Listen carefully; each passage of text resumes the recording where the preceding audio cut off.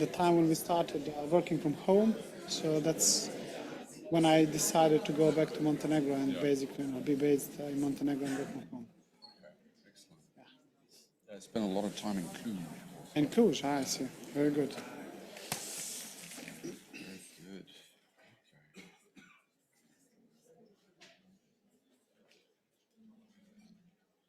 Okay. Good to go. Can everyone hear me? Excellent. Good afternoon, ladies and gentlemen. It's my honor to chair this session. It's not an easy session to chair. I was told it's a graveyard session because it's after lunch. So I hope you counted your calories while eating. But I have no doubt that, of course, our honored guest here will be able to keep you on the edge of your seat. I'm definitely very excited about this opportunity. So welcome to everyone also. The man next to me needs very little introduction. He is, of course, the president-elect of Montenegro, Mr. Jakov Milatovic. Welcome again. Thank you very much. He has a very wide range of experience that he accumulated both locally and internationally. Mr. Milatovic was born in what was then Titograd and later on studied abroad, including at the University of Oxford. He represents a new generation of young leaders in the region. And aside from his studies abroad, he also worked at the European Bank of Reconstruction and Development and later on served as Montenegro's Minister of Economic Development. He's also one of the founders of the relatively new party, Europe Now. Before we start, I would like to also thank RRI, supported by Ned, for organizing this event and for inviting me to facilitate this conversation. RRI's presence in the Balkan region is remarkable, and I really take my hat off for your work, so thank you for that. Mr. President-elect, before we start to get into the real business, tell us about three relatively trivial but interesting things about you.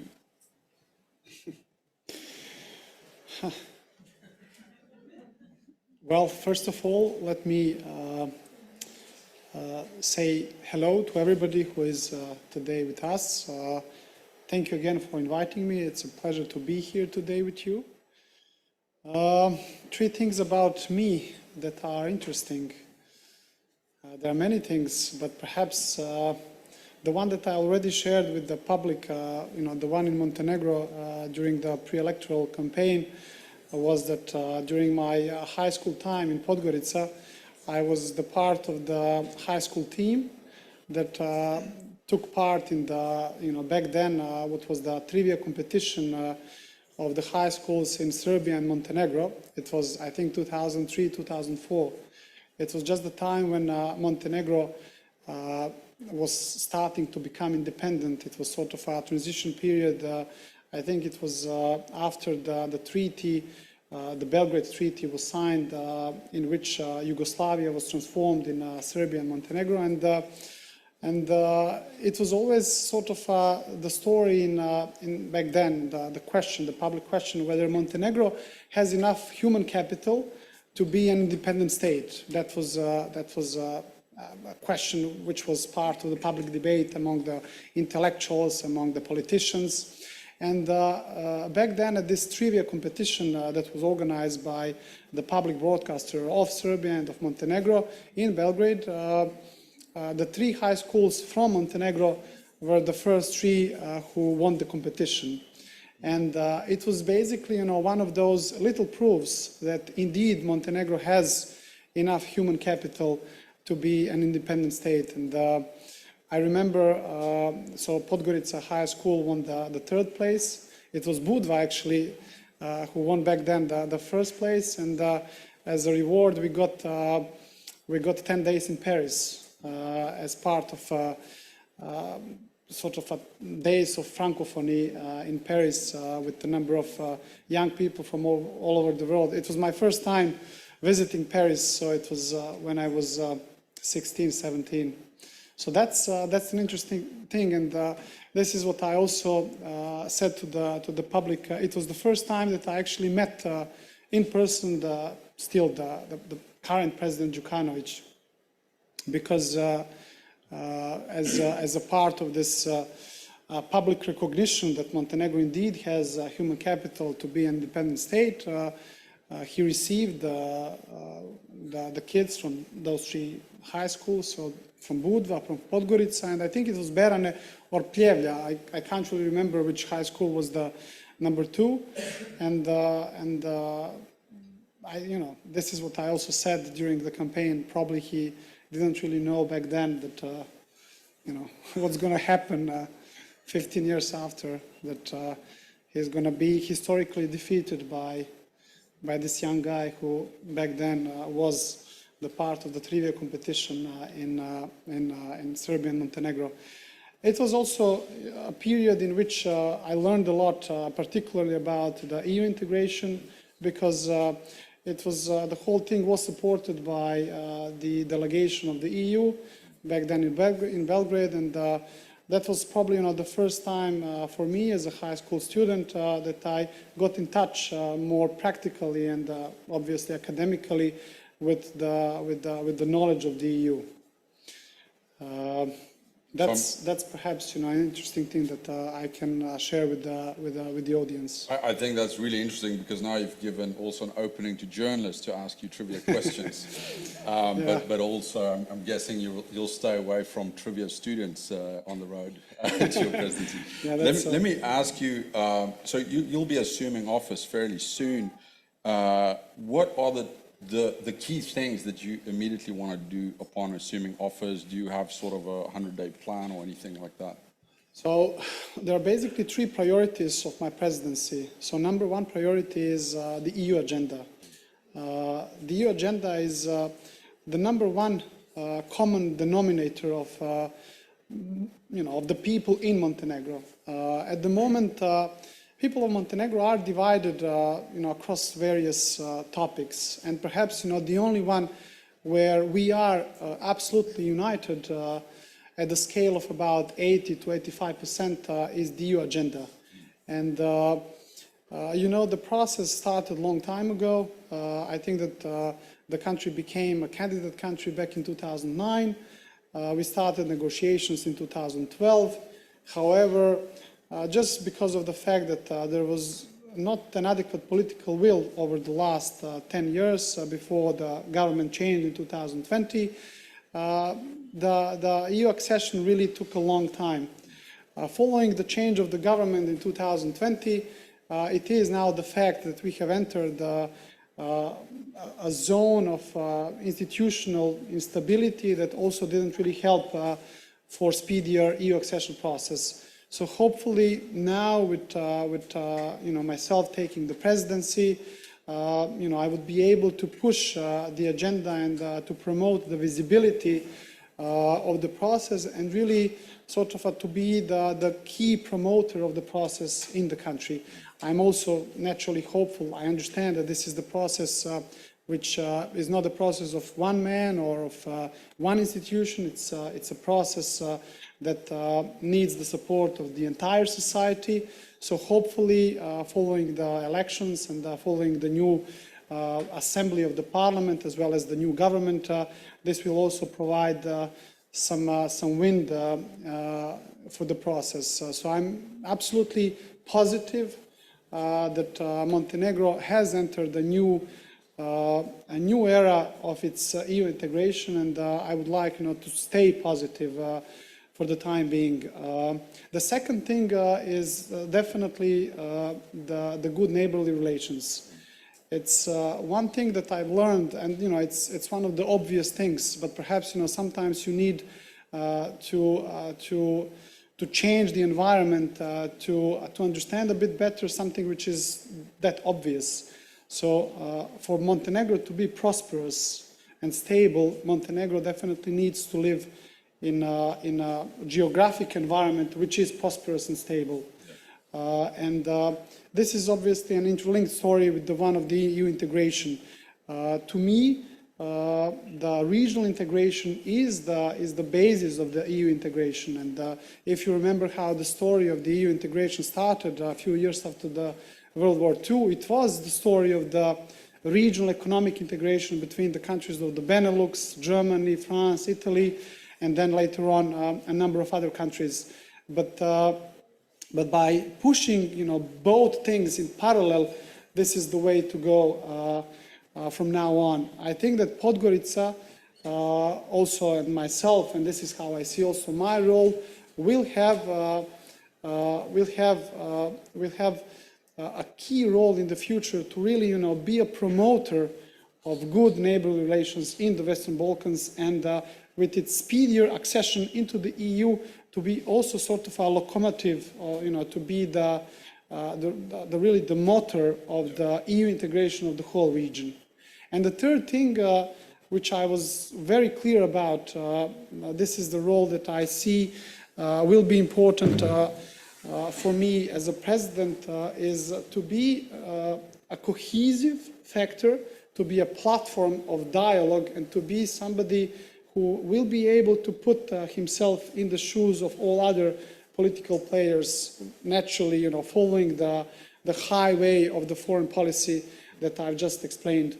But as well, apart from that, from being a cohesive factor, to be also a corrective factor, and really, to publicly say the things that are not right. I think I've proven myself in that way, and this is also what's going to be predominantly the part of my presidency in the next 5 years. So the first thing that you mentioned that is so central to what you want to do has to do with European integration, of course, and I do apologize for mispronouncing your party's name earlier, because I said Europe Now, but it's actually Europe Now with that exclamation mark, point, right? Exactly, So it suggests there's some urgency, of course, in European integration. You're confirming that, of course, also.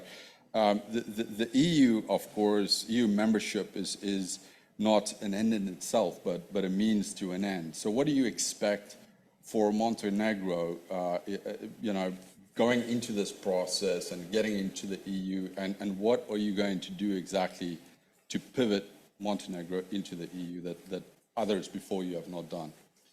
So I think that before joining the government in 2020 as an economy minister, I was for about 10 years part of a major Western international organization, which is the EBRD, and in this ability I was able, to follow and to support the transition of a number of countries from Central Asia to the Arab world, Turkey, Central and Eastern Europe, the Balkans, and one thing for which Montenegro and the Western Balkans is absolutely quite lucky about is to have the EU accession as the external anchor for our reforms. A number of countries that are trying, to be liberal democracies, to promote free market economy, don't really have a strong anchor in their close neighborhood in the way that we do have it. And I think that's probably the biggest advantage of Montenegro in pursuing our own reforms, because sometimes politicians are very much oriented on being re-elected. Sometimes they are short-sighted. They don't really see the highway, the vision, the need for a long-term change. And I think This is really where the EU for us and the EU integration process, with all the need to reform within the 33 chapters that have been opened, is the key thing. When I speak of the EU, and this is also connected with this historic victory of the presidential elections on the 2nd of April, I truly mean the need for the change of the system of values in Montenegro. I usually, mention this survey that the EBRD has been performing throughout a number of countries in the transition economies, where there is a very simple question: what is needed to succeed in life? And And there are, a number of answers. I think that more than 30% of the people in Montenegro and in the Western Balkans reply the same thing. The political connections are the predominant factor for success in life, as opposite to 2 to 3% of those who answer the same in Germany or in France, where people usually answer that the hard work and education is what is needed to succeed in life. So that's, we basically, what I would like to see after 5 years of my presidential mandate is for this to change. And when the survey, is being done again in 5 year time, that at least the percentage of the people who answer that, in order to succeed in life, you need political connections is decreased by, I don't know how much ambitious I want to be, but definitely half at least.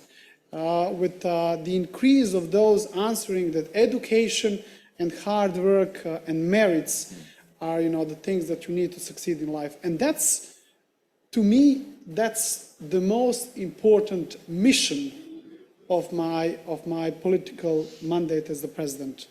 And this is also what is connected with our EU agenda. Now, let's circle back a little bit to relations with the region also and beyond, because you mentioned that you want Montenegro to be a force for stability also in the region. How do you envision that role exactly? I think that that role can be played very nicely by, first of all, I think that role has been played by Montenegro over the past, over the past years throughout certain periods of time. I think that a big advantage of Montenegro is the ability of Montenegro to relatively go out from the conflicts of Yugoslavia with relatively good relations with the countries of the Western Balkans, and that's an advantage. I think I'm not happy that that link was perhaps broken with Serbia over the past few years, as well as with perhaps Bosnia and Herzegovina. I think that link with especially those two countries should be improved, and obviously should be improved to the extent possible with all other countries of the Western Balkans. And I think that now, as being a front runner of the EU accession, really doing our own homework and speeding the EU accession can be a dominant factor for not only for Montenegro but particularly for the EU to show to the rest of the Western Balkans that the enlargement story is still vivid, it's still alive. I think this also has a more geopolitical point when it comes to the eastern neighborhood of the EU, particularly with the countries such as Ukraine, Georgia, and Moldova, who have applied for the membership as well. So I think that Montenegro, if we have enough vision and ability to perform needed reforms in the next few years, there is a huge potential for Montenegro as well as for the EU to really show that Montenegro can be a new member, and to show to everybody else that there is a reward for the reforms that you need to perform. Yeah. Now, related to some of the issues that you mentioned, there are, of course, some individuals who are concerned about the influence of foreign powers, particularly Russia and Serbia, in Montenegro's politics. How do you plan to navigate this complex geopolitical environment as president?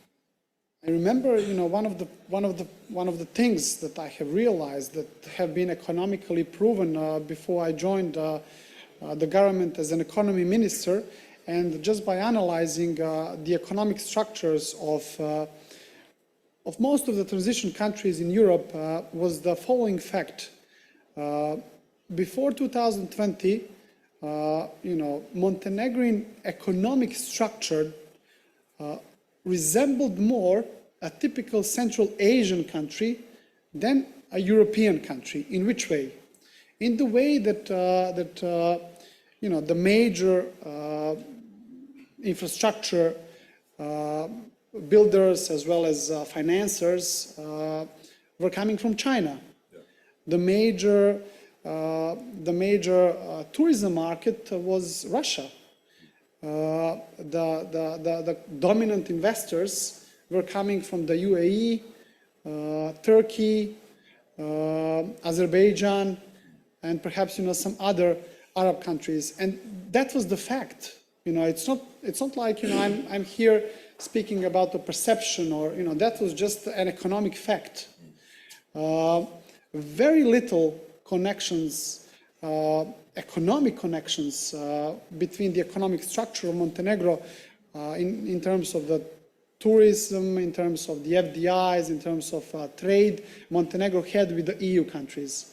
I think that one of the key things that I'm very proud of our government, the one that I took part of, was really this ability to diversify away from this monopoly that a number of the countries had when it comes to the economic structure of Montenegro. Let me give you an example. So, due to the fact that we had the a brilliant Minister of Finance, my colleague from Europe now, Mr. Spajic, he managed, for instance, to hedge the dollar-based loan that the former government took from the Chinese Exim Bank. So in that way, we hedged the risk that was coming from the exchange rate risk, and that was basically coming from this Chinese loan. With the support of the main Western banks from the Western Europe as well as from the States. The other thing that we did is, during the post-COVID tourism recovery, we based our tourism recovery predominantly on the regions of the neighborly countries, as well as on the regions, as well as on the countries of the Western Balkans. In this way, I think that now, obviously that was also due to a number of other reasons, but now the share of the Russian tourists in our overall tourism sector went down from 25% to 30%, a few years ago, to about 10 to 15%, which is at the moment. I think that we also became a much more transparent destination for the FDIs from the Western countries. That has been proven by a number of investments from the countries like Germany. For instance, Lidl, the big retail market company from Germany, showed for the first time interest to invest in Montenegro, etc., etc. So in that way, by diversifying away our economy from the influence of China, of Russia, but still keeping it open, to the rest of the world, we were, I believe, able to also, to fight certain interests that are heavily coming, from the economic field. My motto, and this is, what I have always been saying at our government sessions, and this is what I will be repeating during my presidency, is that only through the economic structure, which is predominantly linked with the EU countries as well as the countries of the West, including UK and US, Montenegro can become a functioning economy, which, as being a functioning economy interlinked with the Western value chains, can be a functioning member of NATO and of the EU. And that's, to me, the key of political credibility and international credibility as well. Let me pick up on that last point that you mentioned about Montenegro's role on NATO. How do you see that role, and where do you stand on the Russia-Ukraine war? I think that Montenegro in that regard was absolutely quite clear. Montenegro's foreign policy is 100% aligned with the foreign policy of the EU. I think that was one of the good things of the former government and of the government of Mr. Djukanovic.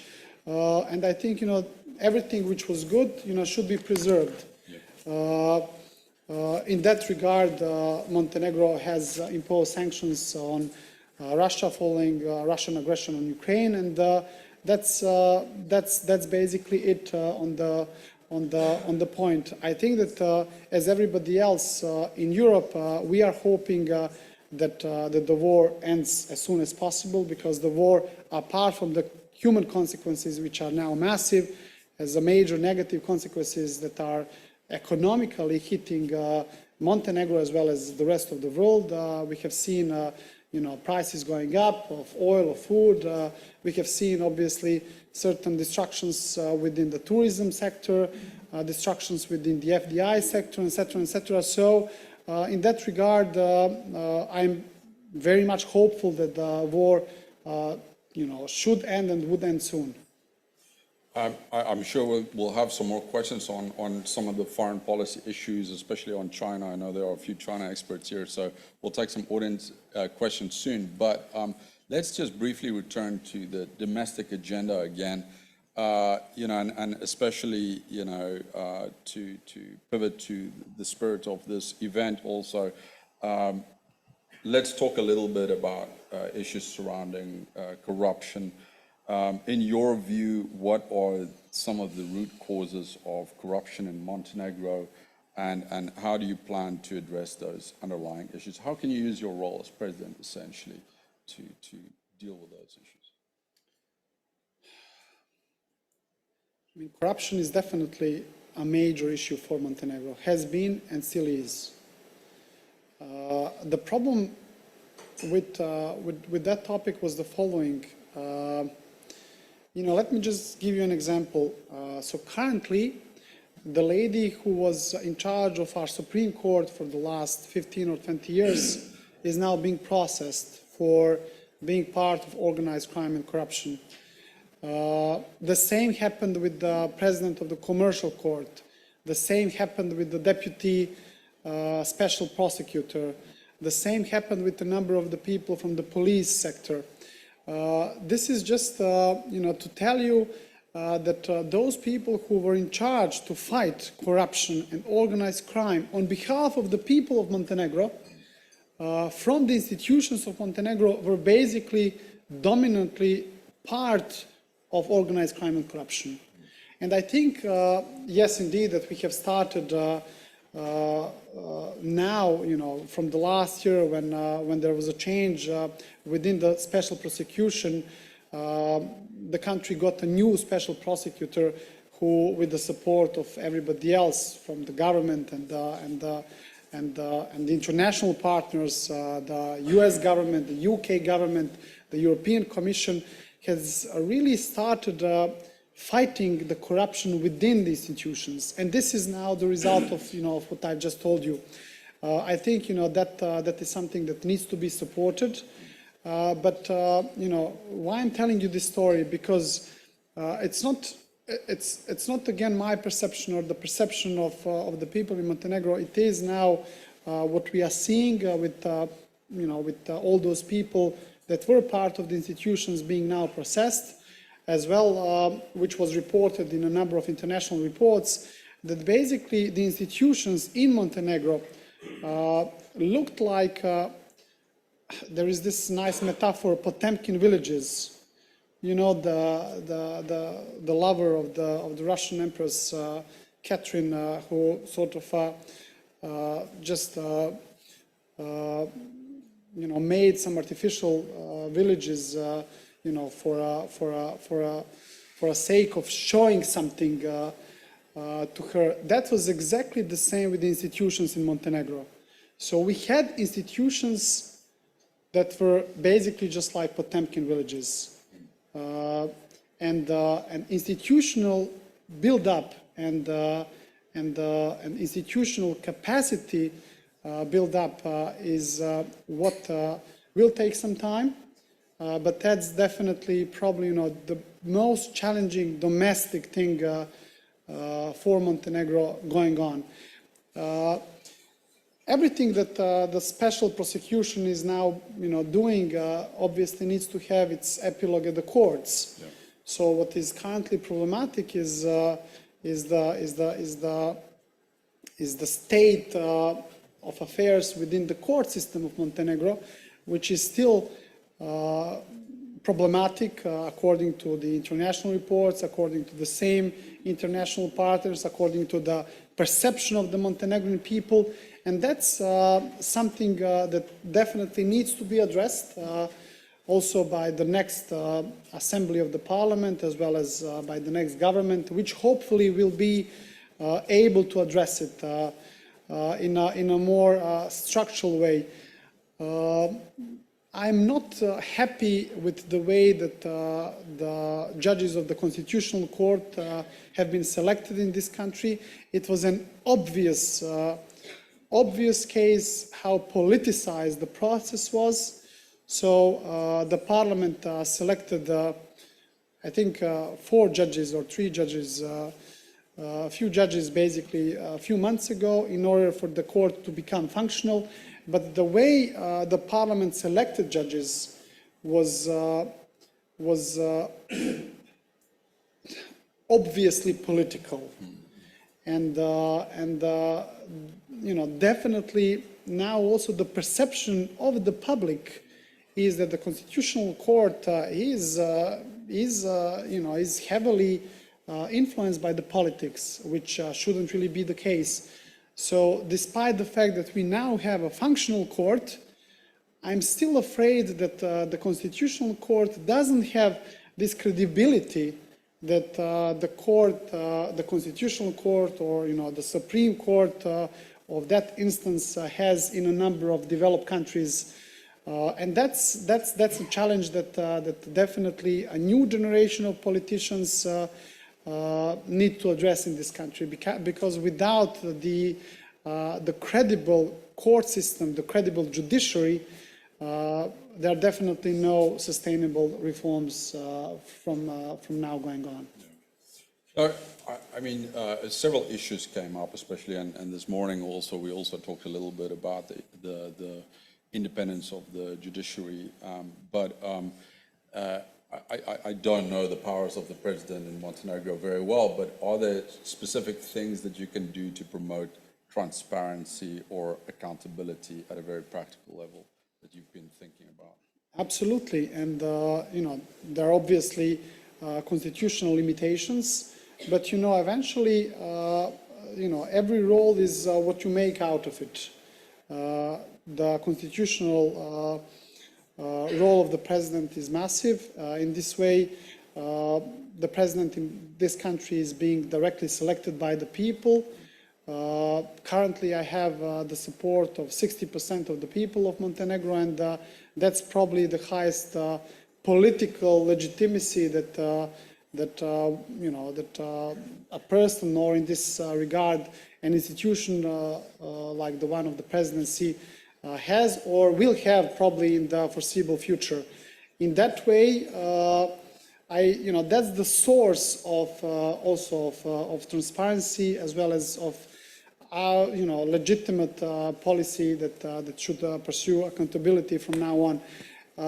Let me also answer your question in the following way. I remember that lecture from I took organizational behavior when I was a student in the United States.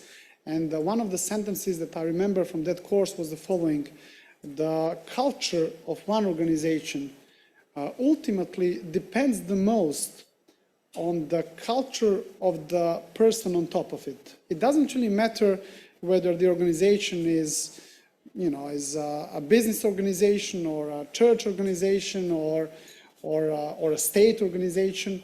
Ultimately, the theory of organizational culture is the same, and I believe that with the results of the presidential elections, and really with this huge change that Montenegro got, we have entered also an era in which hopefully myself as a president definitely promotes a different culture than the one that used to be promoted so far. Yeah, I think there's definitely a lot. And that's the culture, obviously, of transparency, of accountability, the culture of unity, because ultimately, for the key challenges, you cannot address them without a platform that will unite both the position as well as the opposition, that will really be agreed by the key stakeholders, not only at the political scene, but also that will and should include all the others from the NGO sector, from the academic community, etc., etc. And this is also how I see my role. That's great. No, I think we'll definitely circle back to some of the issues that you touched upon, but I want to give a chance also to some of our audience members to ask some questions. Do we have two roving mics, I understand? Okay, so we have one there. I'll ask you another question in the interim while we move the mics around. Oh, we have it? Oh. Who has the mic? Oh, there. We have two hands. So I just want to ask all our audience members to please just name, affiliation, and then start with a question, no more than 30 seconds. Otherwise, I'll cut you off. I'm tough on that. So no speeches. My name is Dimitar Bechev, and I'm part of the steering committee of Southeast European Studies at Oxford. It's an organization you're probably familiar with from your old days.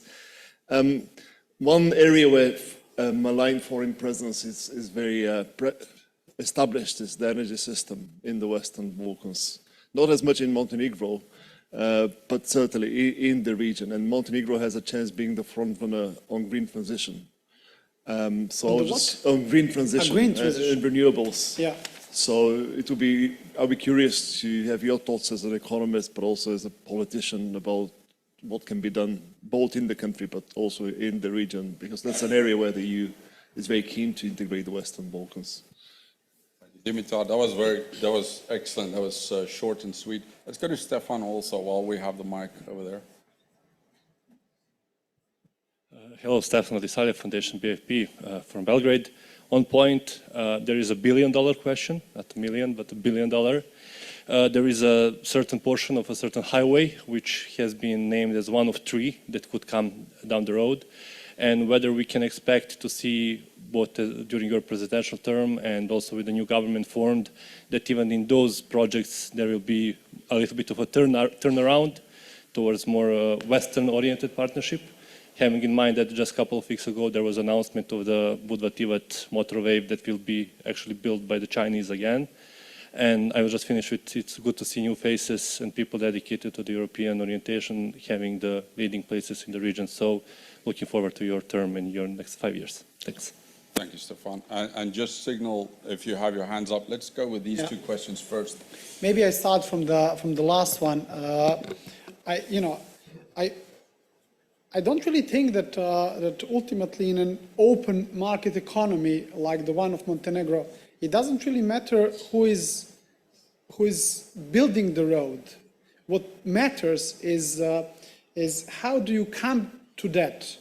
So the former government came to the Chinese through a bilateral agreement between the government of Montenegro and the government of China. And that's not how the way to do things. Because bilateral agreements, especially in the construction sector, are one of the key sources of corruption. And that has been internationally proven.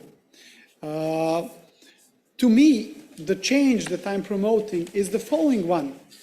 It's up to the government to make a transparent procurement procedure, which is an international procurement procedure, perhaps supported by those who know how those things function, like the World Bank, the European Bank for Construction and Development, the European Investment Bank, etc., etc.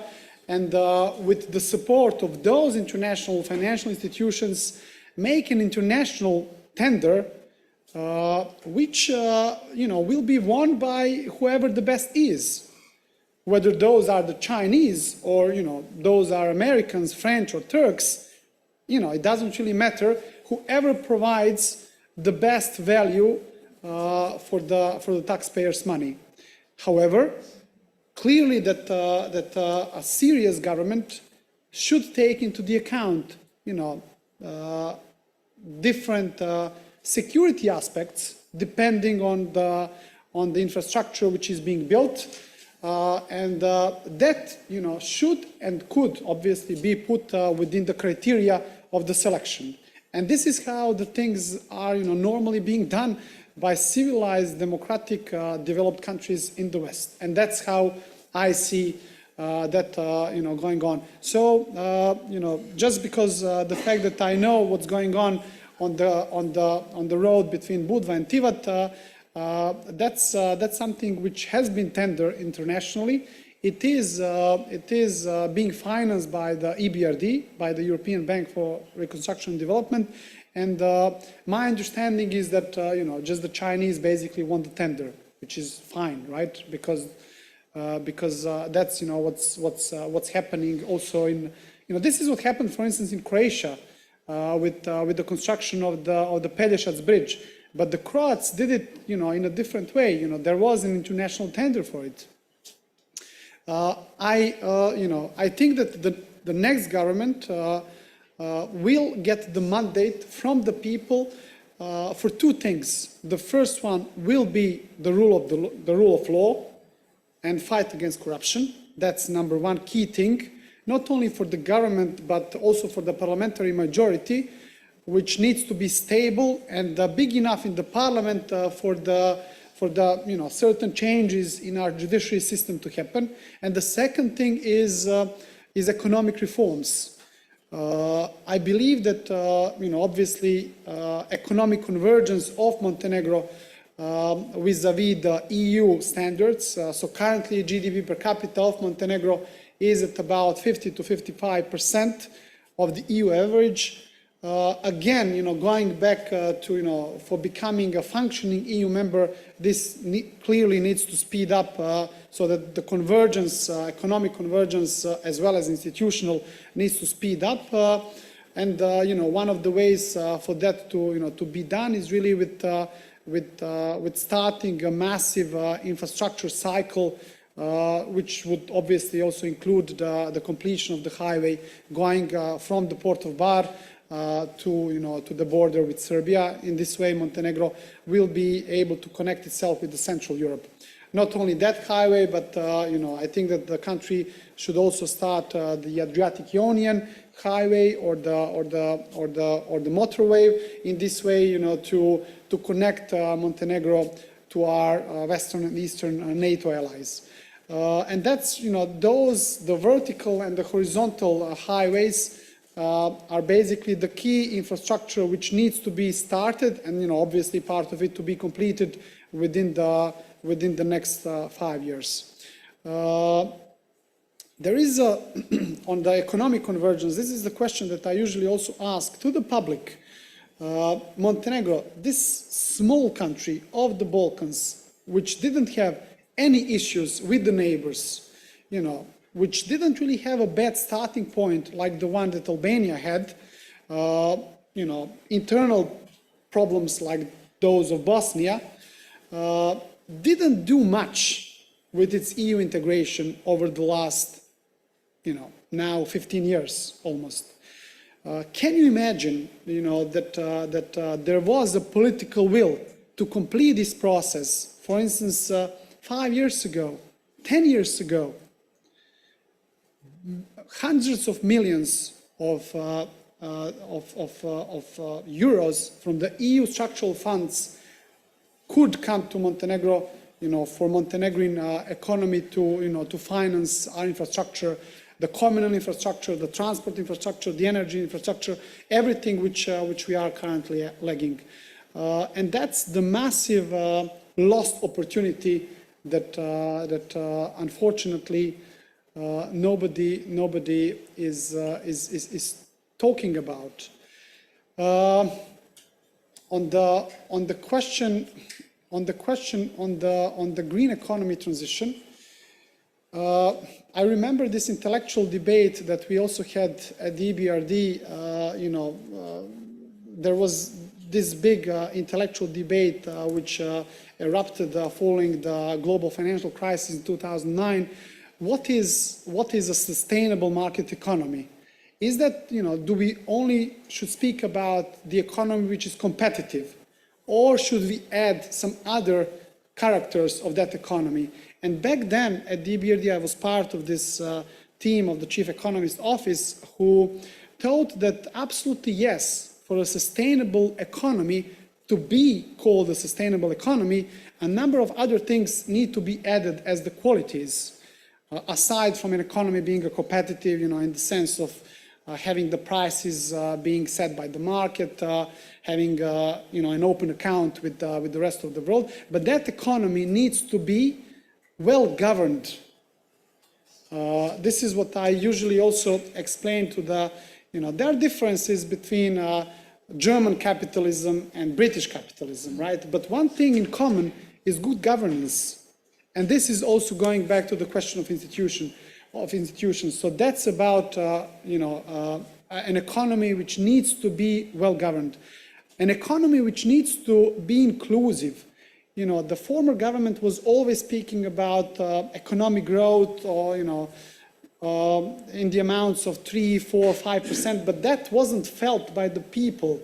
The average salary in Montenegro for the last 10 years was 500 euros. So, when a prime minister would come and talk about the economic growth, nobody really understood what's going on, because that economic growth wasn't coming to the pockets of the people. So when I say inclusive economy, I mean an economy in which, when you have economic growth, that economic growth obviously translates in the increase of the salaries, pensions, social givings, etc. That economy also needs to be well integrated with first of all with its neighbors, but also with the rest of the world. And that economy, ultimately now when we speak about sustainability, needs to be green. So I'm a big promoter of green economy transition. When it comes to Montenegro, as you may understand, the biggest challenge there is currently the coal mine of Pljevlja and the thermal power plant of Pljevlja, which is basically now providing almost 40% of the electricity in Montenegro. On the other hand, with that energy structure, Montenegro is at this stage a relatively self-sufficient in terms of the energy, which is a good thing. Montenegro also has one of the cheapest prices of energy in Europe, which is another good thing because of the coal.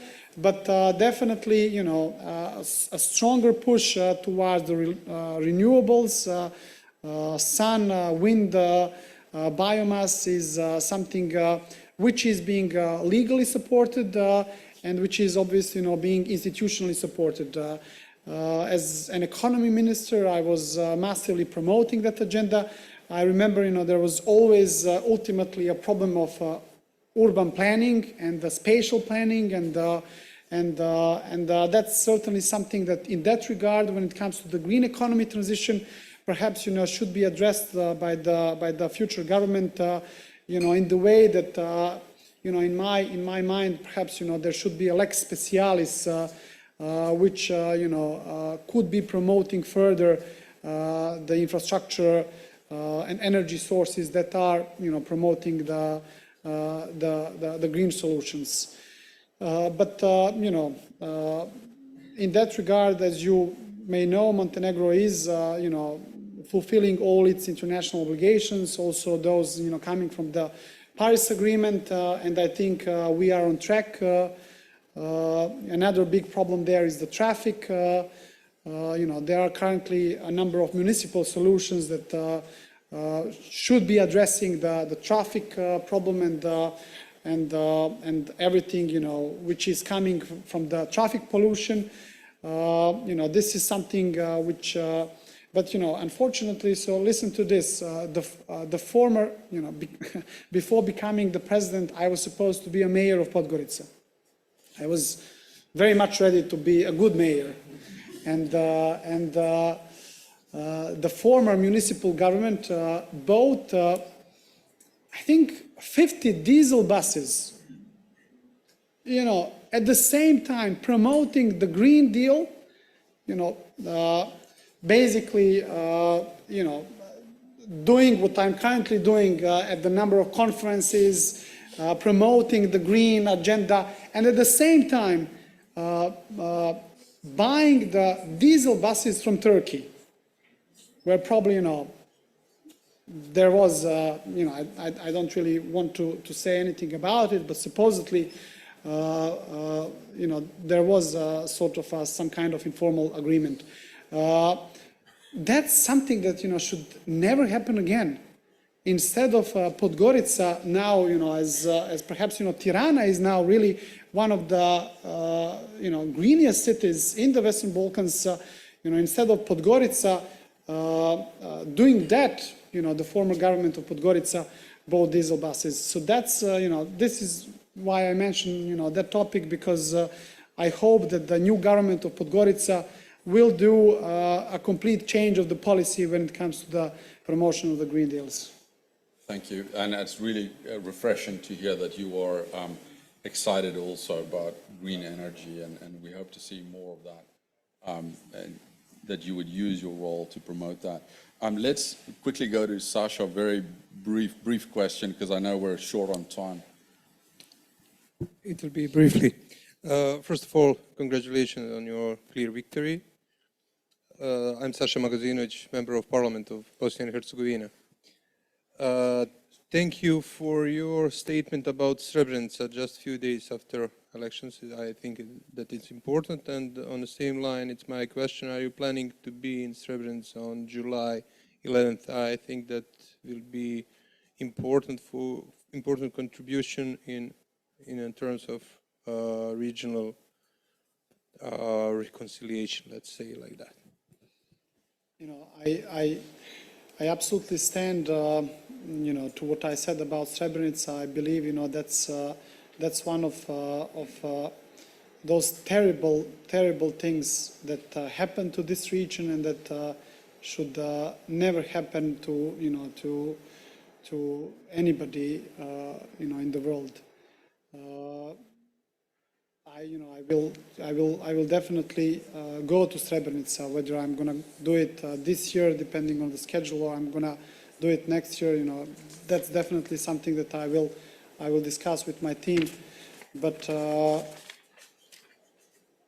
I've spoken with you know, both three members of the presidency of Bosnia the other day over the phone.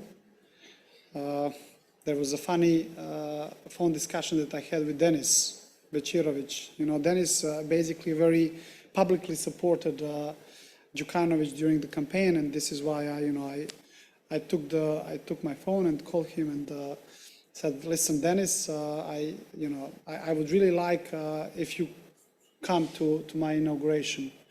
What I've learned from life is that with everybody with whom, you know, I started sort of in a problematic way my relationship, those people, you know, became you know, the most trusted ones in my life. So I hope that this is the same going to be with you. I had a similar conversation with the Serbian as well as with the Croatian member of the presidency, and I'm very much hopeful to see all three of them at the inauguration ceremony in Podgorica, to show really this continuity of good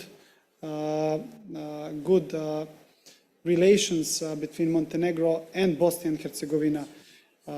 You know that Montenegro believes that Bosnia and Herzegovina, you know, is one country, and you know, we absolutely respect Bosnia as one country, obviously with the two entities that have their separate powers within the Bosnia and Herzegovina, and I will do everything in my power to, you know, to make this historical good link between our two countries even better. Thank you, Mr. President-elect. I know I'm being under the watchful eyes of Anessa. No, do we have time for one more question, or is yes, we do? No, hold on. No, I think we do have to get ready for the next session, so I do apologize that we didn't get more questions in. But Mr. President-elect, I really want talk too much, so I apologize. When I answer, it's...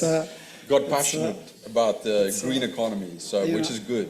When I was one of the sort of a close, well, I followed the former prime minister at a number of the meetings, and one of the things that I always noticed when he was speaking, I was like, I should speak less. So, but I should probably take that as.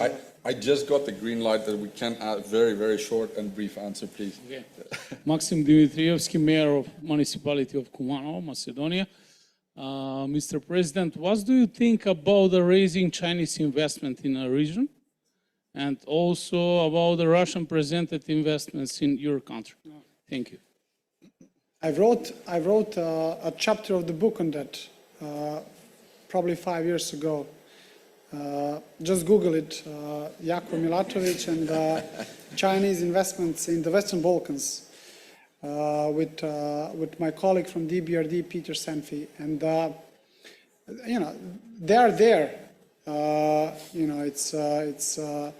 The Western Balkans was a big part of the one road, one belt initiative of the Chinese president. One of the conclusions of that paper that I wrote was that happened because the EU didn't really pay an adequate attention to its neighborhood. I think that the EU really should also understand that the power is always constant. If you if you don't pay attention, somebody else will pay attention on it. The infrastructure needs in the Western Balkans are massive. And that's one thing.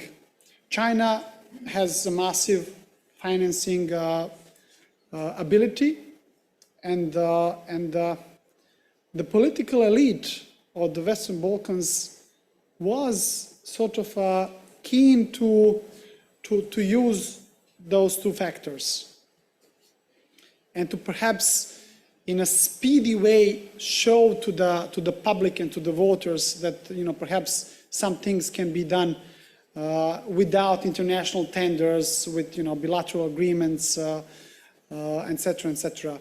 So I really am sending the message that the EU, as well as as all our Western partners, should pay more attention to this region. That's one, as well as that we as politicians coming from the Western Balkans should pay more attention on the transparent international processes and procedures that are due to be followed when it comes to the infrastructure financing and construction. But ultimately, we, as well as the rest of the world, we rest to be an open market economy. China is a great power, is a big country, and the financing and the investments to Montenegro are welcome from every country of the world, including from China.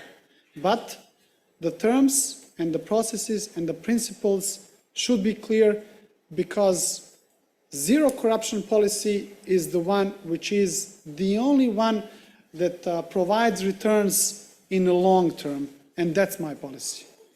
Thank you. No, I think with those words, we'll end this discussion. I think everyone can agree that Mr. Milatovic will also be a great super diplomat also for Montenegro with those words that he carefully framed, but definitely the message is clear. Transparency, accountability, everyone's welcome as long as they play by those rules. Thank you so much for joining us today, for taking time out of your schedule, and I would like to wish you good luck also in the coming days as you prepare to assume office. Let's give a warm welcome to Mr. President-elect. Thank you. Thank you very much. Thank you very much. Thank you. It's wonderful to meet you.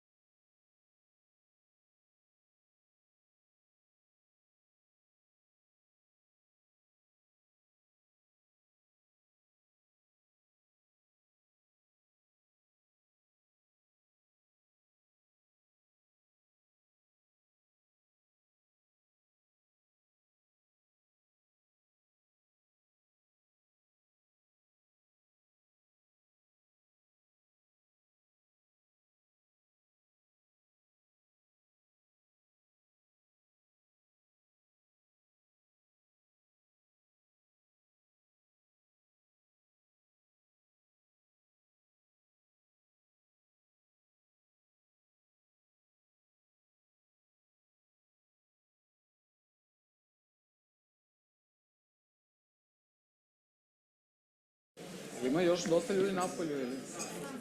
Okay.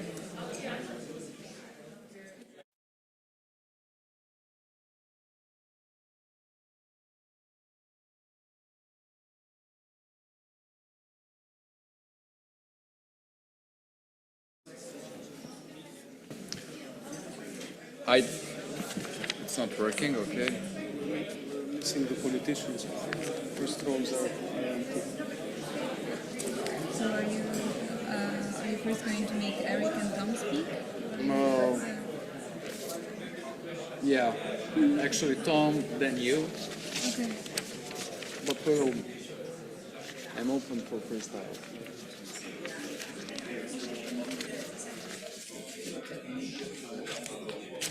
So, ladies and gentlemen, we are ready to start. I'm happy to see that this room is almost more than half full, so I believe there is still an interest for the most important topic today. If we count like how many times the word corruption was said today.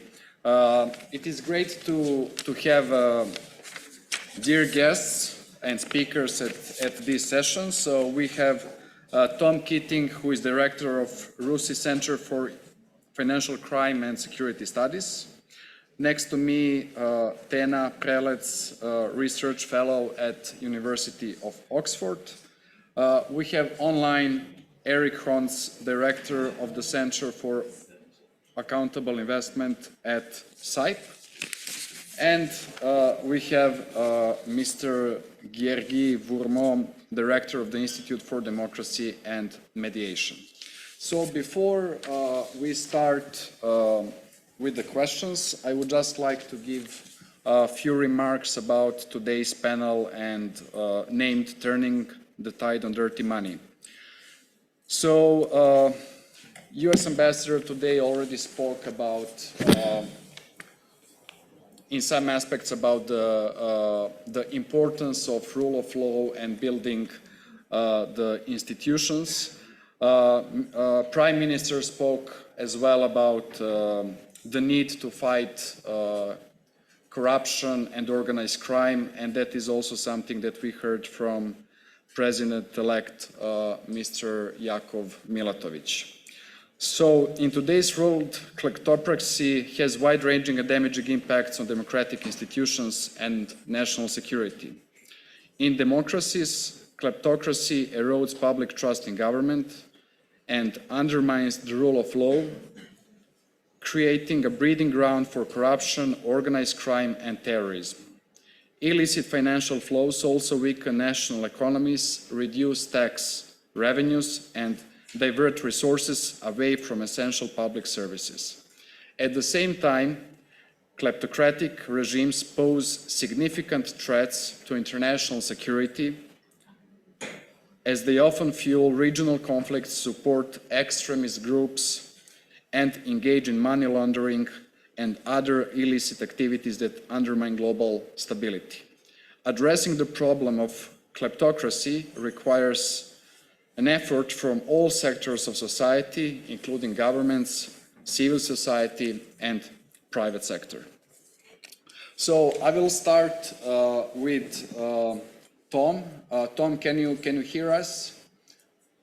Yep, I can hear you. I can see you. I even heard your conversation before the mics went live. So I learned some interesting information. Okay, amazing.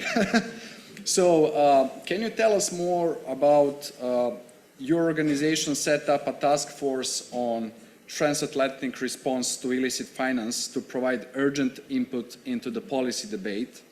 And can you tell us what do you see as main challenges in combating the illicit finance, like in recent Qatargate scandal? Sure. Well, thank you very much for having me. I'm sorry I'm not there in person, but last week I chose to go on holiday. I did not choose to get COVID while I was in Italy, but that's what I got for going on holiday in Italy. So I'm sorry I couldn't come in person to be there.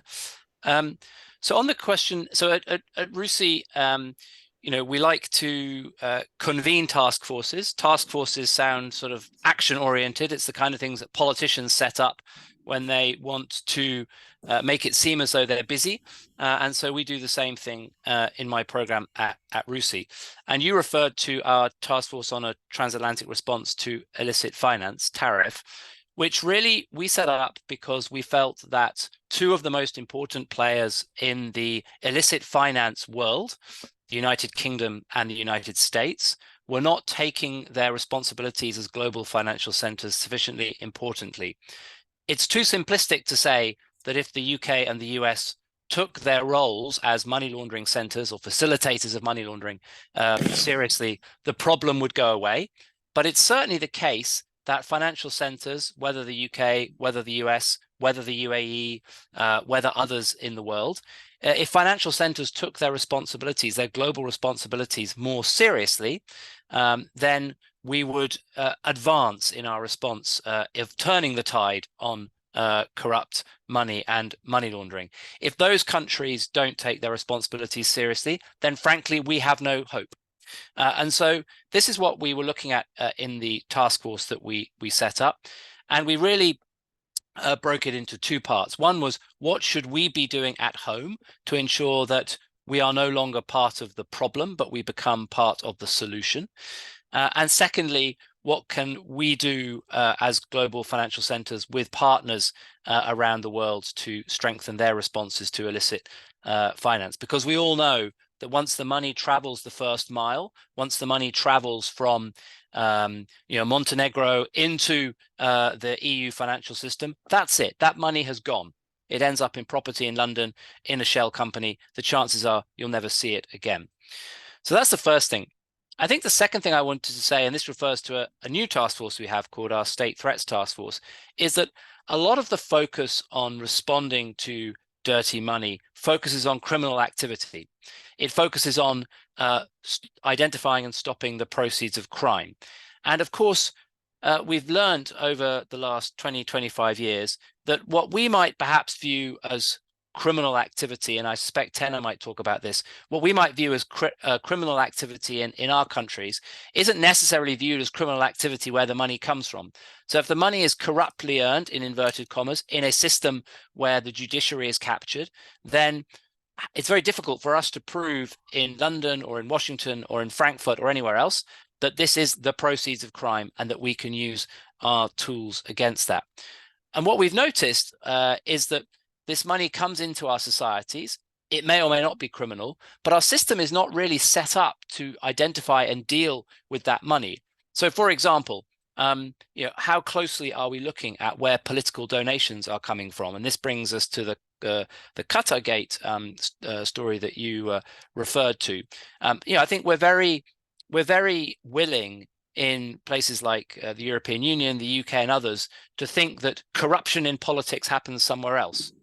But as we see from the alleged Qatargate scandal, actually, what we see here is individuals in the European Parliament, allegedly taking money from third parties to sort of try and influence debate. And we have that problem in the UK, we have that problem in the United States and elsewhere. And I think this is a big point that has really been brought to the fore in the last couple of years, is that money comes through our open borders, it comes into our open societies, and it then sits there to try and undermine our democracies. And that's something I think we need to be very alert to in a way that we have failed to be alert to in recent years.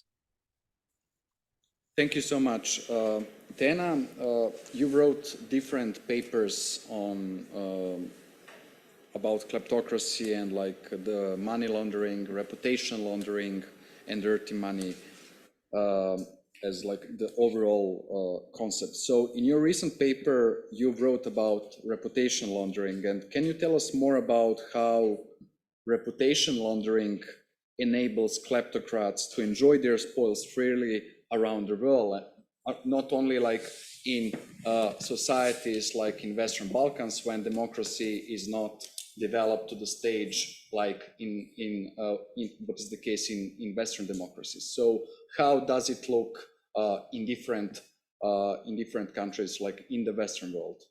Yeah, thank you, Vuk, for this question. So that follows nicely into what Tom has just explained and set the scene for. So, I mean, within this topic of transnational kleptocracy, really, there has been this change in focus in asking ourselves, you know, usually in corruption studies, we were used to thinking that corruption happens within the confines of the state and studying it there. And as Tom rightly mentioned, we also need to see how we in democratic societies are part of the problem. As globalization progresses, so also issues related to illicit financial flows and you know, transnational kleptocracy more general are part of this issue. So reputation laundering is absolutely fundamental in this, because it's not enough for you as a crook from a kleptocracy to move your money. You also need to move yourself. And in this case, we have, you know, the issue of golden visas and golden passports, which has been very controversial. So migration and people helping this migration, so the enablers. And also, it's not enough to move your money and yourself. You also need to prove that you're an engaged global citizen to be part of this elite and kind of enjoy your money, you know, in the West and wherever in the world. So the way I've sometimes called reputation laundering is that, in a way, it's a remittance of sins in exchange for money. So it's akin to a modern day indulgences. Some of you will be acquainted with this word. You know, the Catholic Church used to give indulgences in the Middle Ages. So basically, for a sum of money, your sins are being remitted. You're free to you know, forget about what you've done and enjoy the spoils of it. So how does it work today in the modern day? I would say that there are mainly two dimensions. So on the one hand, to burnish your reputation, you want to shape narratives, yeah? You want to increase your PR, your good standing. And on the other, a more, let's say, shady side, you also want to attack your critics, yeah? So the way my team, you know, in the UK and US, with whom I've worked extensively on a range of issues within kleptocracy, the way we fleshed it out, I will mention a few of these areas and how it works. So in terms of shaping narratives, of course, there are PR companies who are skilled at doing so. One such case that was very problematic was that of Bell Pottinger. So Bell Pottinger was a very well-known, very powerful PR company set up by a former politician in the UK. He was an advisor to Margaret Thatcher. And they used the shady techniques. And in the case of state capture in South Africa, they were exposed as basically using some really nasty narratives dividing society in South Africa between ethnicities in order to you know, to help the Guptas, which was this family, this powerful family that had close connections with politics, to kind of burnish their reputation. So we have this element of PR companies and also lobbying industry more widely that we should pay attention to. Second element is philanthropic donations. And these are very sneaky, because philanthropic donations, you know, they make you this philanthropist, yeah? So they increase your reputation, but they are also capable of, if you channel them wisely, they're capable of shaping narratives even further down the line. And I'm thinking here about donations to think tanks or universities. And here I would like to thank the NED present here, because they really funded and supported our research into this area. So my colleagues and I have worked on philanthropic donations to the higher education, so to universities in the UK and in the US. And in short, you know, one of our main findings is that also the marketization of higher education, so this vulnerability that we have in the West, in which private donations are encouraged and public donations are going down, this vulnerability has made it so that the bar of what is considered acceptable in terms of donation is lower. And of course, then, you know, shady characters can exploit this in order to present their donations and possibly even steer the narrative. Third area, Tom has already mentioned it, it's political influencing. We had Qatargate recently, but we also had the very brazen and very proved with evidence caviar diplomacy scandal at the Council of Europe. So Azerbaijani money used to buy politicians and influence politics in that way. In the second dimension, in terms of attacking critics, we have the problem of slap suits. So the UK is really front and center in the abuse of defamation law by claimants in order to attack their critics. The term libel tourism will be familiar to many of you. So basically using this legal system that is much more favorable to the claimant than to the defendant. One journalist put it that it's the only law in the world where you're considered guilty before, proven to be so. But also sometimes, the objective of people attacking their critics is not to outright win a case, but it's to slow them down and to inhibit other people from doing so. So the strategic lawsuits against public participation, SLAPs, are called so because basically they have this restraining ability. There's this power imbalance between the kleptocrat, the elite member who has a lot of money to spend and can slow down and intimidate their critics from doing so. And it's not only journalists, it's also researchers, as we found out, that are targeted by that. And I'll just finish by saying that all these areas that I mentioned and more, such as those that Tom has addressed as well, it's very important that we understand that they are serviced by intermediaries. They are serviced by a professional services industry that has thrived on these issues for decades. And unfortunately, only with the full-scale invasion of Ukraine, we understood how much part of a problem of strengthening autocratic regimes we were in the West beforehand, and finally some legal legislative action is being taken. I really think we need to take this momentum and push it forward. Thank you so much.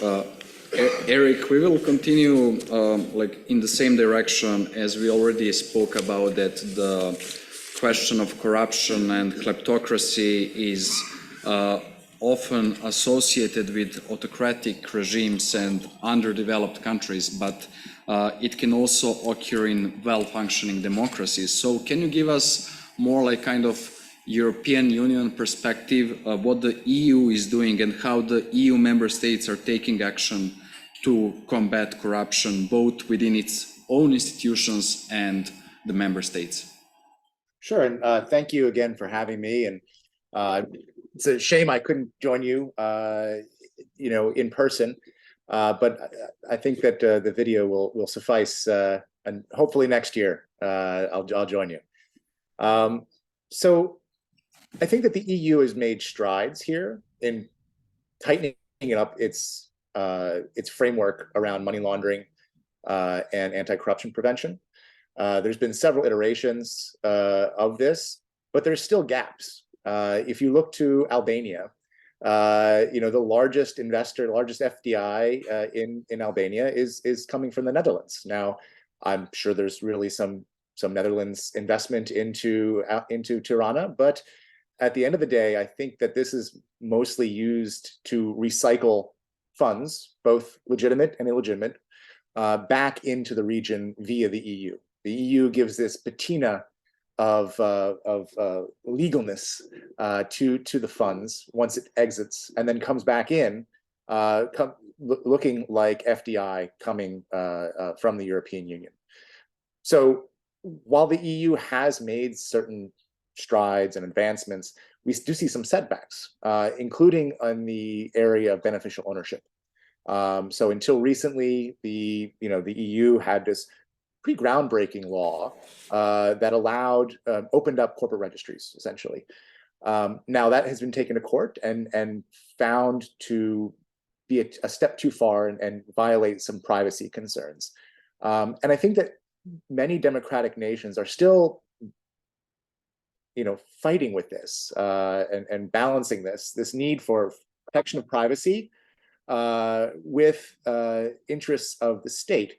Also, within EU structures, these issues around corruption and money laundering are really at the intersection of security interests, which, as we know in EU, is a national concern, but also around economic or market interests, because these capital flows do distort the markets.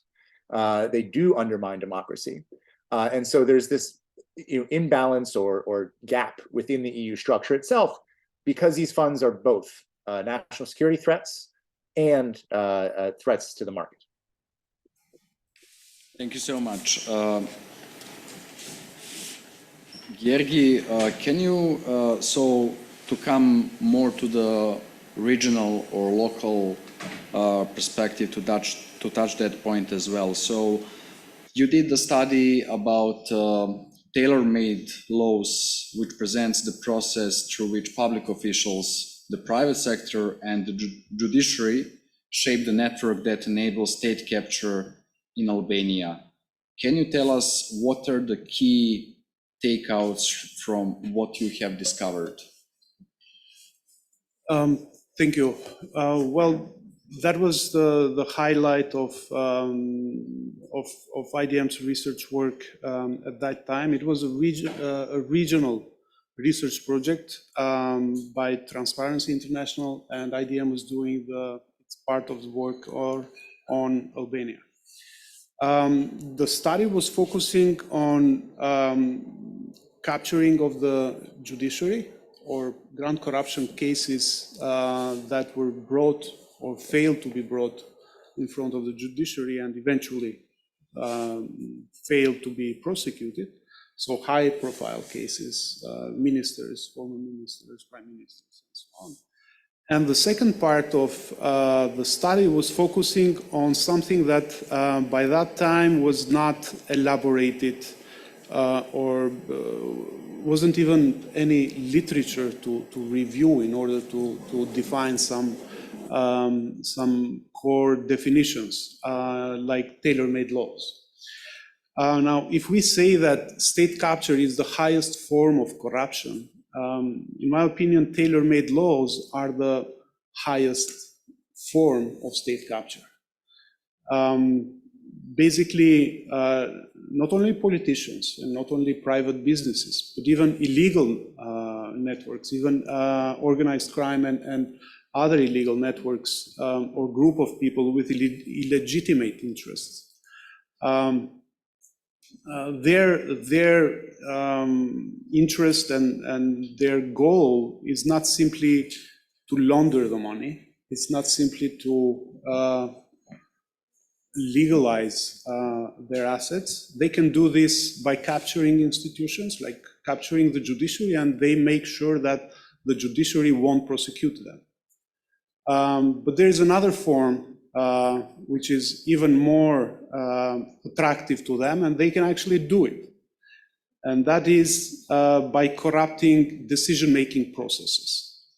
Basically, if you decide according to what law, one or another behavior of yours as a part of that elite or group can be or cannot be punished and punishable, then you probably don't even need a captured judiciary, because you decide what law serves best your interest. And that's where the tailor-made laws enter the picture. Basically, in our research for Albania, but you can, that's a very open public database. It's accessible at Transparency International website and also at IDM's webpage. You can search, there is a total of, I think, around 30 cases of tailor-made laws for Albania and Western Balkan countries, and plus Turkey. You'll see different topics of interest and different topics where basically these tailor-made laws have happened.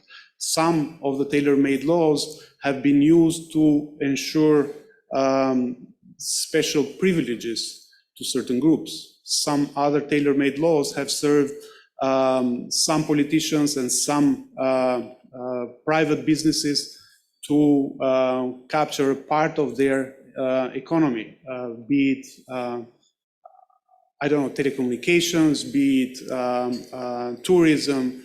There have been cases of tailor-made laws that have sort of legalized deals, closed-door deals between specific businessmen and public officials and governments.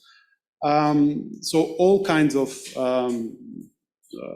themes and topics and actors involved. So not only there is, for instance, in Albania, one of the tailor-made laws was about the gambling sector. And that's where we saw not only politicians and not only some of those private sector or big businesses, but even the underground world, organized crime, entering that particular deal and having their interests protected. In a nutshell, what we noticed was this, that so if you look at the process of proposing, designing, and then adoption of a law, there are two stages. There is the executive stage. Draft law is proposed by the government, is designed there, and it is adopted in a parliamentary procedure. What we noticed is that, at least in the case of Albania, but I think I can say the same also for some of our neighbors, is that the more power you concentrate in one person, in one official, the higher are the chances for these processes and this part of the decision-making to be corrupted. And this is why much of the problems with tailor-made laws and much of the enablers of the tailor-made laws in Albania happened at the executive branch rather than at the parliamentary procedure. Now, you would rightfully ask, but at the end, it's the parliament that adopts the law, right? But as we know, not only in Albania, but, and this explains why Turkey, Serbia, and Albania had the highest number of tailor-made laws. In all these three countries, the parliament, with all due respect for the work of the MPs, the parliaments are not so important. The parliaments are a sort of a rubber stamp of what these three leaders, Erdogan, Vučić, and Rama, will put forward and will address and will push forward for their interests. So the most important part is if you get your deal done at the executive level, because in the parliament, probably the parliamentary majority will just push forward. And that's a major lesson learned, I think, from all these three countries who are research. And I would say, because I listened a lot from the first panels, some of the politicians claiming or proposing that they will do this and that.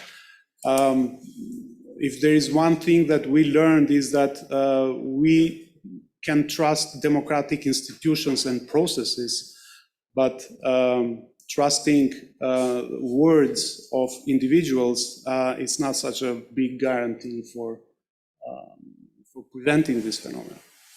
Thank you so much. As tomorrow there will be a discussion about the corruption in the Western Balkans.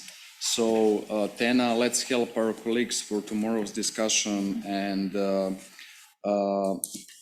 the question of corruption and kleptocracy is like very important issue in Western democracies, where you have developed institutions and to some extent as well the mechanisms how to fight that. But how to fight against that in countries like our countries in the region with either hybrid regimes or underdeveloped institutions, and what Georgi just spoke about, the tailor-made laws phenomena. So if you don't have independent and developed institutions, how to approach this issue?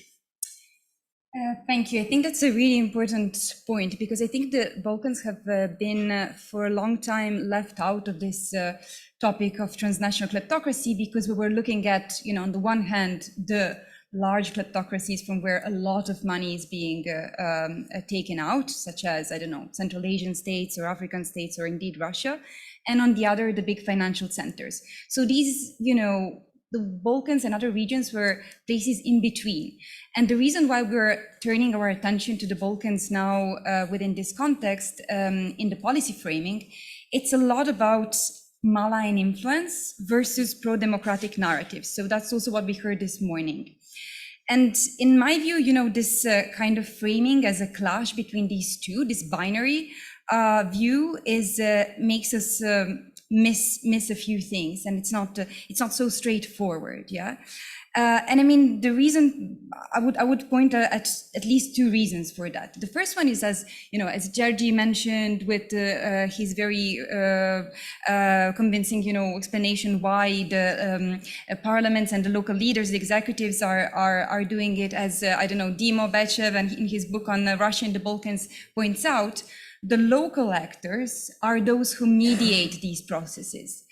And I mean, evidence is mounting that if you have, you know, a weak rule of law, if the demand side of the problem, so if on the ground you have a situation in which the laws are not respected, then, you know, it's much easier for any investment, any financial flow to be malign. So that's the first point of why we should, you know, not only frame it as an issue of malign influence. The second one is that also we should not be fooled too much by the fact that a nominally pro-European position or pro-Western position of a country, of a political leader, equals immediately that they are going to fight against corruption and against influence from authoritarian countries. And here I would like to be a bit provocative. And since we're in Montenegro, I would like to point out and address some issues in terms of Montenegro. I mean, today, you know, we heard both from the Prime Minister and from the President that so we heard, I think, from the President that corruption thrives on real estate transactions. And we also heard from both of them that Russian influence in this country is at a minimum. For sure, I'm not one to make a big, you know,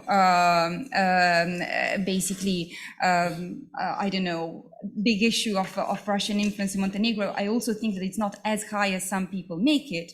However, I would like to point at the following things, which are data published by the government. So in terms of real estate transactions, which have increased by a lot over the past year, Russia is at the second point with the 61 million. So second in terms of country of origin after Germany. And in terms of overall FDI, it's also at the second spot after Serbia with 177 million in total. So that's in terms of, you know, FDI and real estate.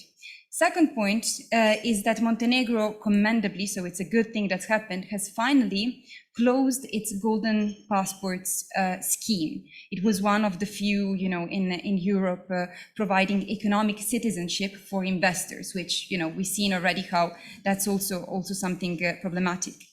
And yet, from August last year until December last year, when it was closed, we have an overall 287 new citizenships that were given, of which 110 were to Russian citizens. Now, to my knowledge, this, you know, this hasn't been published exactly who these people are.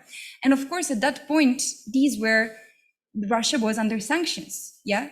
So I absolutely encourage the Montenegrin government to break with the tradition so far, which was basically to preach one story in terms of foreign relations, which is true. Montenegro is absolutely in line with the EU in terms of its foreign policy, and to also practice what they preach by giving full transparency. And I urge the leaders to really show how they're going to make a difference in respect to the previous ones in order to really move towards, you know, the goal of EU accession that would be so important for the Western Balkans, to give this glimpse of hope that there is actually a country that can make it. And I do believe that Montenegro can make it, but I also think that we need to be aware of these you know, double kind of standards and double narratives, and that we need to call them to account for real reforms to happen in this field.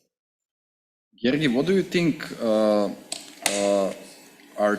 the most effective tools and strategies for not only identifying but also disrupting kleptocratic networks? Let me answer by giving you an example. 6 years ago, we started this sort of internal task force at IDM to start focusing on anti-money laundering. And it took us a while to decide under which program we should put this sub-program. So for those that don't know, IDM works on security, on good governance, on civic space, and on a couple of other areas. So the discussion was under which of these three areas to put the task force. Then we realized that we were using resources from all three programs to make it happen, actually. So the answer, I think, it's a combination of all tools, sources, stakeholders, processes, and reforms.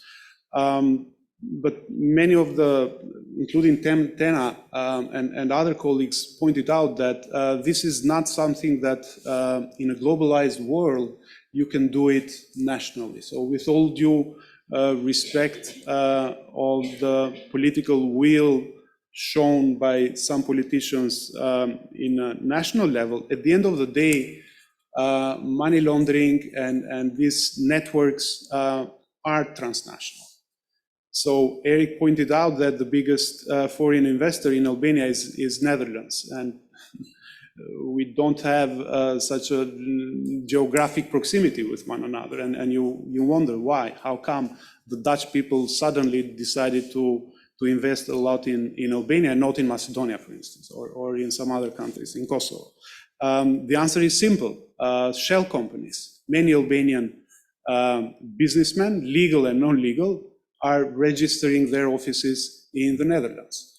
You wonder how come one of the most wanted criminals from Albania files for asylum in Belgium, hires the top lawyer of Belgium, and in the meantime, he says that he's got no financial sources. How come the Belgian authorities cannot do the math, top 2 + 2, and realize how come a poor guy like him, who doesn't have any money, hires the top lawyer of Belgium? So whatever the political will of Albanians, of other Western Balkan countries is, and whatever the decisiveness of Albanian and other prosecutors and law enforcement officers is, if you fail them in your, let's say, the developed center of the world in the EU, then that effort is going to fail. Nationally, I would again place more emphasis at accountability, transparency. As I said at the beginning, I trust more the citizens and institutions rather than the political will of politicians. But again, this will be a transnational effort that we all need to be, we all need to embark on very openly and sincerely. Thank you so much. Tom, we didn't forget you. Can you tell us, so far we talked about mostly about the measures on how to combat and how to respond to illicit financing, but what are some of the unintended consequences of anti-kleptocratic efforts, such as the impact on civil liberties or the potential for corruption in law enforcement and security agencies? Yeah, I saw that question. Do you know what I think the worst unintended consequence is? We don't deal with the problem and our politicians get away with it. So that's probably an intended consequence by the politicians. I did want to come back to some of the things that have been said already whilst I've been a fly on the wall here, which is this. You were asking, so what should countries in the Western Balkans be thinking about? The choices you make now will result in outcomes in 10, 20 years from today. The reason I say this is that we, in our program at RUSI, we run a podcast series called the Suspicious Transaction Report, which actually Tena kindly appeared on recently. But in a previous episode, and we call this season weaponized finance. In a previous episode, we talked about two countries that have made decisions over the last 20 to 25 years, and they have, and really now in the last few years, they've faced the chickens coming home to roost, as we'd say in England, Latvia and the United Kingdom. Latvia made decisions in the mid-90s and late 90s, which have dogged it ever since. Put it, had terrible difficulty with the Moneyval body, for example, the Council of Europe's anti-money laundering monitoring body, the part of FATF. They've had to really deal with some big issues in recent years because of decisions they made 15, 20 years ago. So I would say my advice to kind of any country which is kind of considering the journey that you were describing is you better get it right now, because if you don't get it right now, you will be facing problems in the future. And part of the problem with that is that today's politicians are making decisions for themselves today and the people today. They're not necessarily making the decisions that, or not thinking about how their decisions will have an impact in 10 or 15 years' time. So the choices you make today will be with you for a long time. Do not forget that. Look, in terms of the unintended consequences, another project, our sanctions work is also funded by the National Endowment for Democracy, but we also run another project funded by the NED, which looks at what we call the authoritarian abuse of financial crime standards.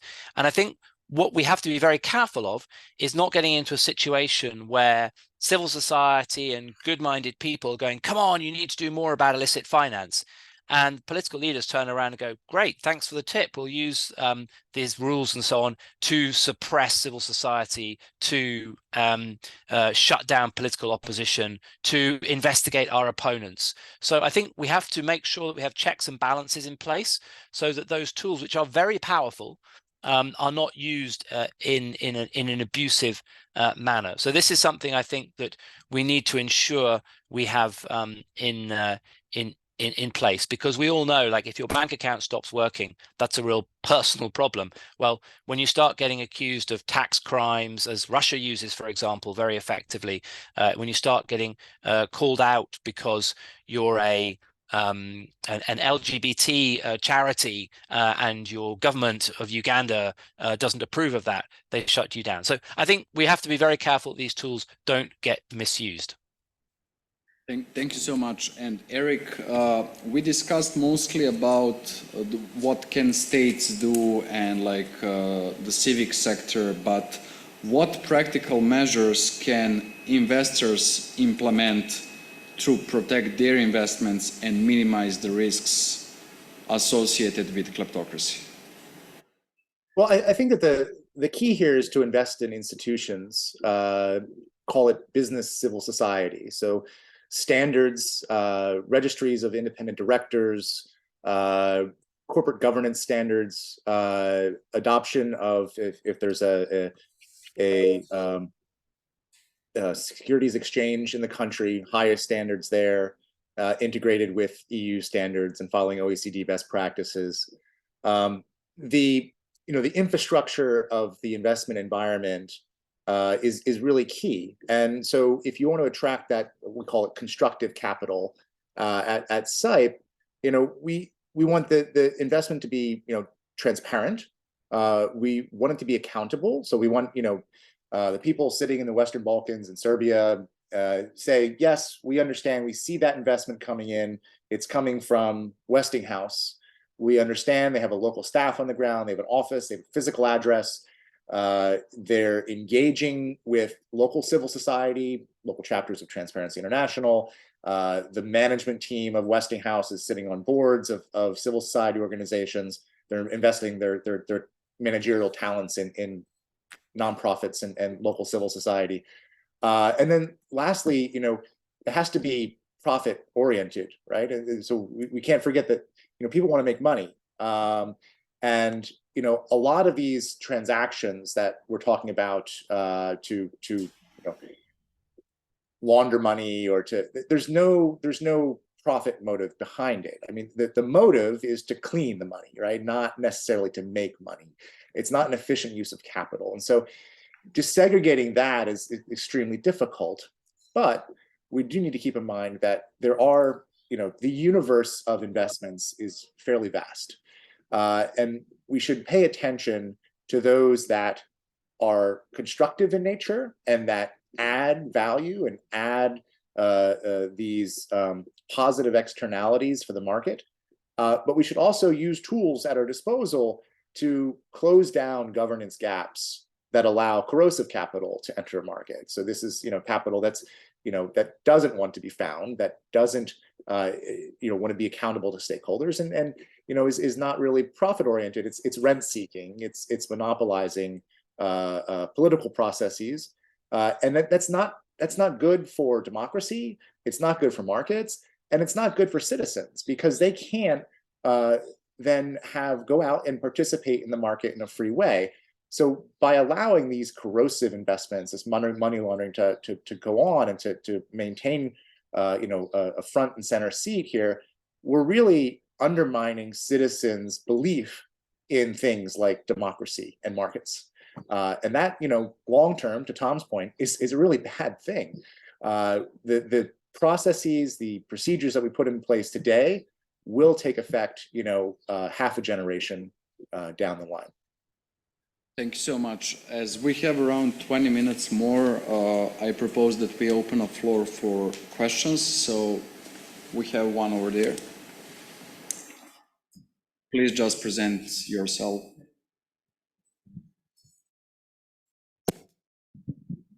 Hello, everyone. I'm Ilvi from Alpi Albania Leaders chapter. I'd like to emphasize from the very beginning that I'm neither happy nor proud to name a few facts about the country I come from, as no individual, family, business, or even country has ever been enriched or, let's say, developed economically by tolerating criminal proceeds in their economy or politics. According to the last report of the Council of Europe, last June, Albania is listed as a high-risk third country for AML processes, and as well listed on the gray list.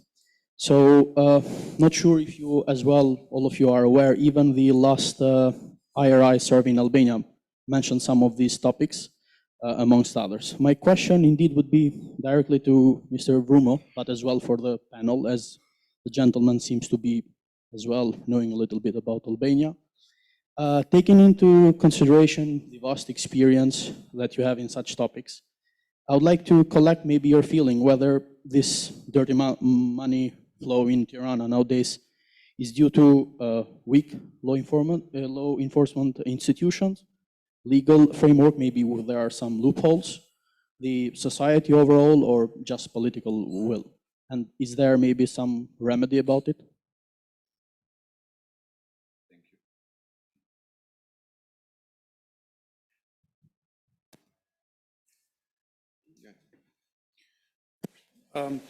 Thank you. Very good question and a difficult one. I wish I could say that the answer is easy. We need to do this. The problem is that there is a lot to be done, and it's not adopting another law.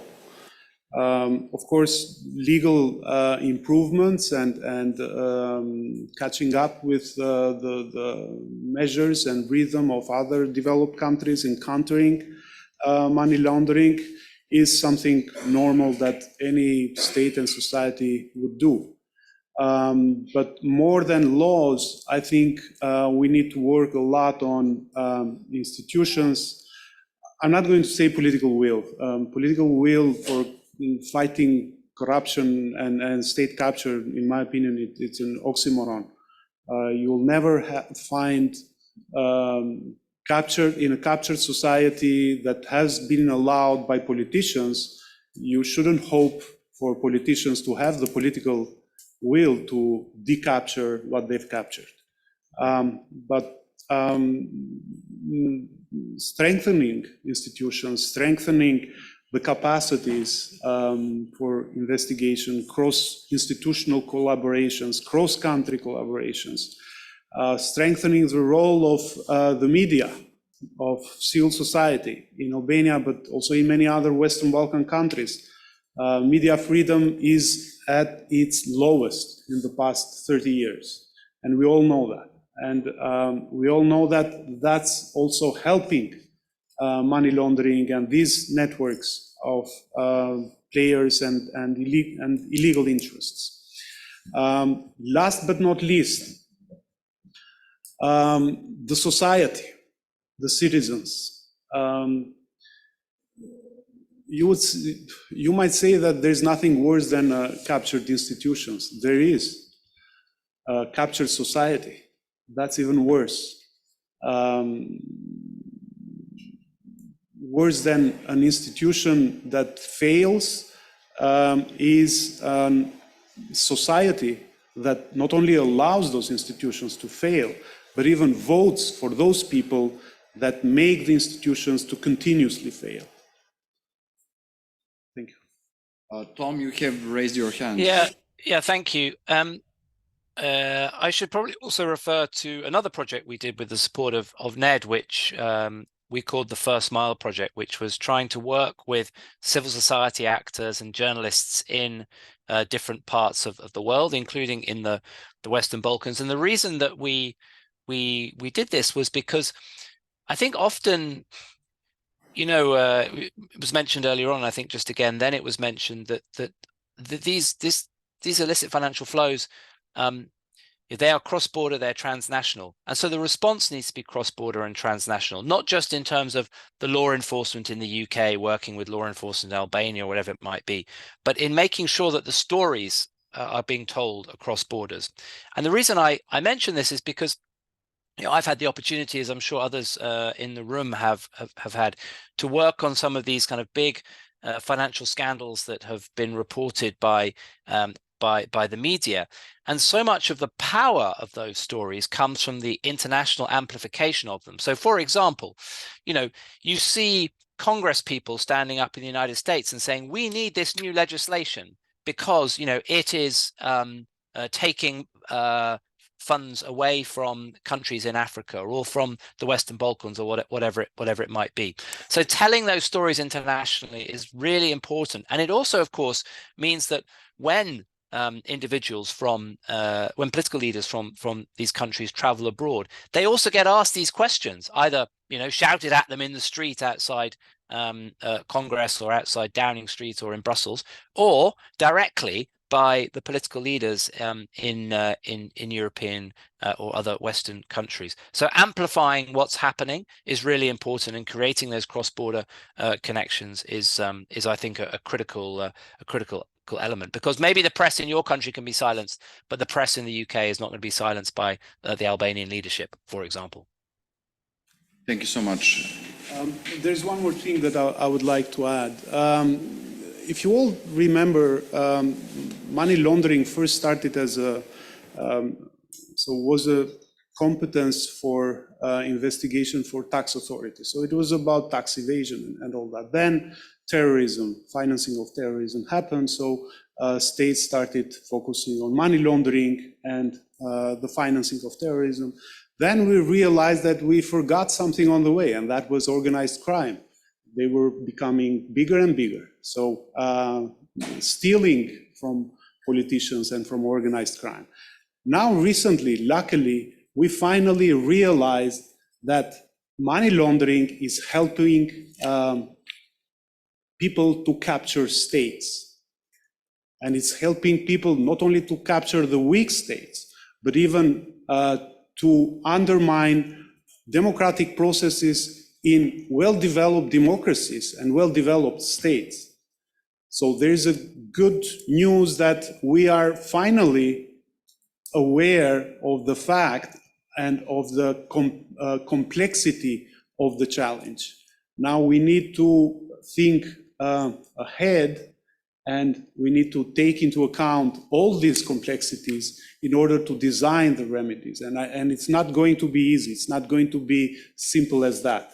And it's certainly not going to happen overnight, because in the meantime, as we were forgetting small pieces of the puzzle, organized crime, politicians were advancing. They were steps ahead of us. They are probably many steps ahead of us even now as we speak.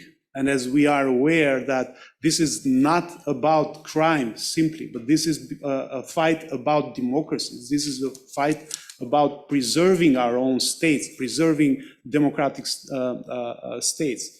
And at the end, you need people, you need societies, aware societies and people dedicated to these democratic values in order to succeed. Would you like to add something, or Eric? Or we can maybe pick another question. Yeah, please, we have a gentleman. Hi, I'm John, and I am the Resident Program Director in Albania for IRI. Albania has been going through phases of decentralization.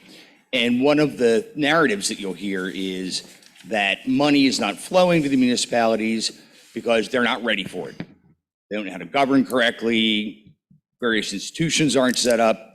But I guess the question I have is, what is the risk of decentralizing but not decentralizing political parties and having those remain at the control of folks at the top? Yep. Would you like, Tena, maybe? I can give an answer from Croatia. So Croatia is a country that has made strides. Let's also be, slightly positive about it. So, it has joined the European Union, the last member state to do so, and has improved its transparency in many ways.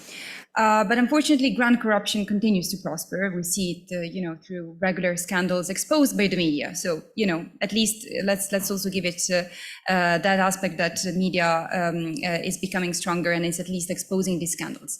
Now, Croatia is also a country that has decentralized quite a lot their way of governing. But if you don't do it in the right way, decentralization is not a silver bullet. The problem is that you risk creating more gatekeepers rather than, having more, let's say, checks and balances, which is also, true. So you have more checks and balances. So in theory, you have more integrity. But the problem is with this increase in gatekeepers. So in recent years, a few years ago, instead of trying to stimulate this problem, they introduced another law which has been called the sheriff law of the local sheriffs, meaning that the power of these local gatekeepers has been even increased. So we should be very careful. I mean, decentralization can have many good aspects. I don't believe, in a state which is centralized fully. I think that Serbia today is the perfect example in the Western Balkans of a state where centralization is actually adding state capture. It's helping it in many ways. But on the other hand, decentralization to work well in terms of integrity needs to be done right. We need to make sure that we don't just, pass on the baton to local gatekeepers that at the end of the day have a similar function and end up presenting even more steps in the process in which you basically need to pull your strings, veze, or even perhaps bribery in some occasions. Thank you. Eric, you can go ahead. Sure, thank you. I think that you need to keep two things in mind when you talk about decentralization. The first is competition, and the second is incentives. And so what is the incentive to manage your locality in a clean, transparent way? And how can you go about that? Now, in Ukraine, they did something quite interesting, was it attached business registration to the locality. So if I'm mayor of a city in Ukraine, I have an incentive to be an attractive place to do business and register my business, because I get more taxes, which means I can deliver better services and better infrastructure to the city that I'm mayor of, and I get reelected. So it's about thinking both the economic and the political incentives for doing this or go through this decentralization process. And the second being competition. How can you create a healthy environment for competition among not only political parties, local politics? If you've ever been to a neighborhood association meeting, or it's the worst politics, right? But it's a very personal touch, right? So we're not, once you get down to the city level, you're not really voting for X or Y party.